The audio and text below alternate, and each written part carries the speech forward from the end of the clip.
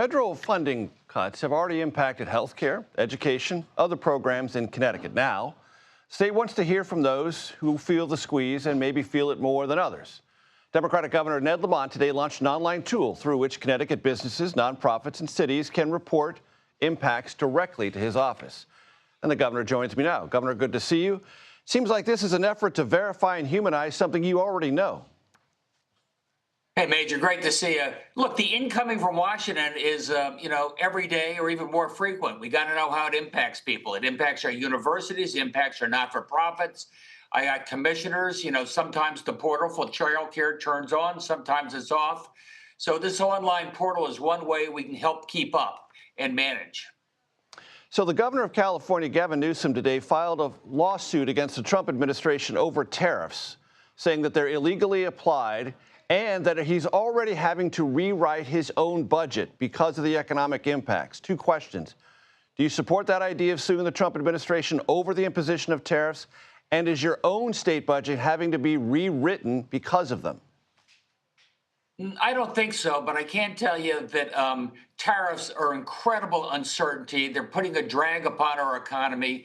We're a big aerospace state, so we import, say, $3.5 billion worth of parts from Canada. That's going to add to the price of jet engines at Pratt & Whitney. If they want to put 20 or 30% on hydropower, that's going to jack up the price of electricity in my region.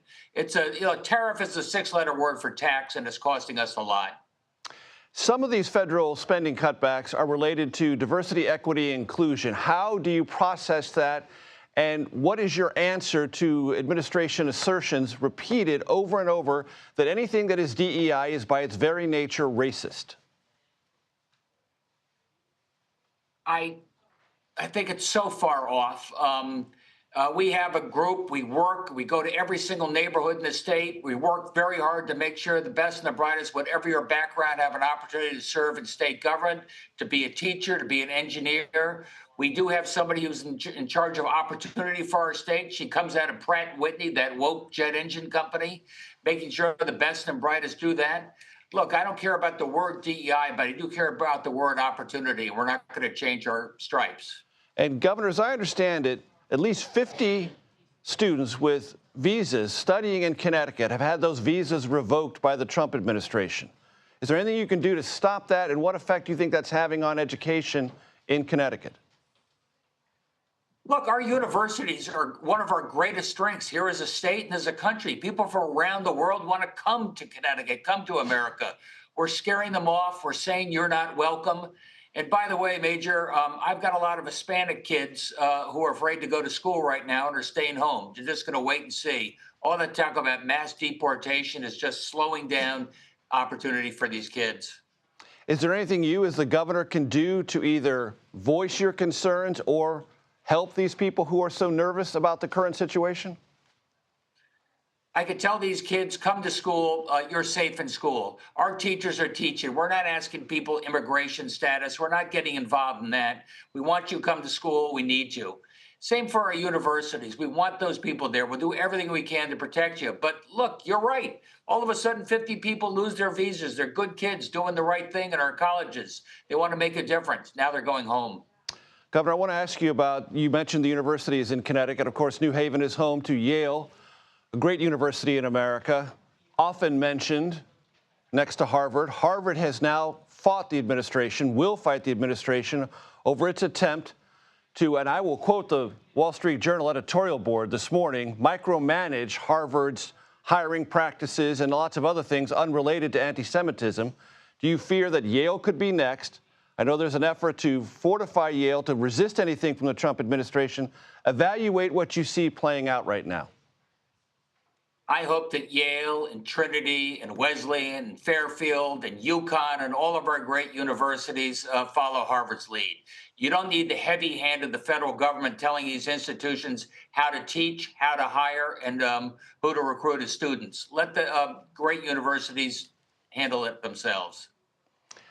And do you think there is something larger at stake here when it comes to this effort to get into the day-to-day management of a great American university like Harvard, because Yale might be next? Look, there's a lot at stake. It's billions of dollars that Harvard put at risk by saying we're not going to compromise the academic independence of our institution. Look, they have great researchers who are being recruited by colleges in Canada and colleges in Europe and colleges in China saying you can study here, you can research here with no strings attached. We got to make sure that we maintain our academic independence. And there is a heavy New England focus to our conversation, Governor, not Connecticut, but Maine. Also getting very aggressive treatment by the Trump administration over the question of transgender athletes in women's sports. How do you evaluate that issue and what's going on in Maine? I was sitting next to Governor Janet Mills at that meeting at the White House where President Trump, at the end of about 45 minutes, says, "Where's that governor Maine?" I saw on social media there may be a trans athlete running. We're going to dock you, $100 million. She said, "I'll see you in court." You know what he said? "I am the law. We are the law." She said, "I'll see you in court." You got to watch out. I mean, this is a great encroachment of the federal government on our individual liberties. I hope more people stand up like Janet Mills and Harvard did. Governor, it's been a pleasure. I appreciate the time, sir. Thank you. Thanks, sir.